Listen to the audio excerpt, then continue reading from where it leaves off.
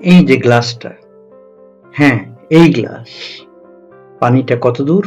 এত দূর। এই গ্লাসটার পানি কতটা? এখন কাউকে যদি প্রশ্ন করা হয় তুমি কি দেখলে,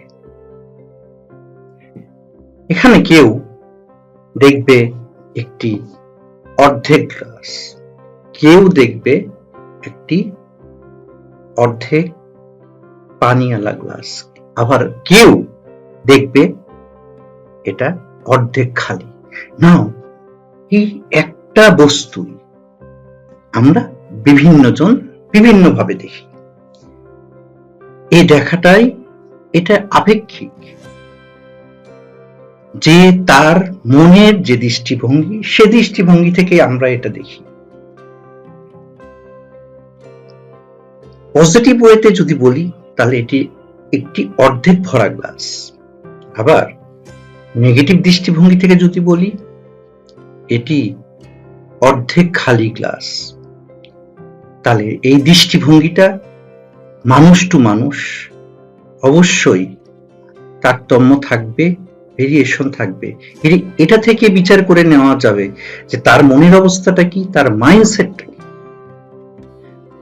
এই মাইন্ডসেটটা ব্যক্তি থেকে ব্যক্তিতে পরিবর্তন, এটাই স্বাভাবিক। কারণ আমরা সবাই এই গ্লাস যারা দেখছি, আমরা সবাই একটা পরিবেশ থেকে একইভাবে বড় হইনি।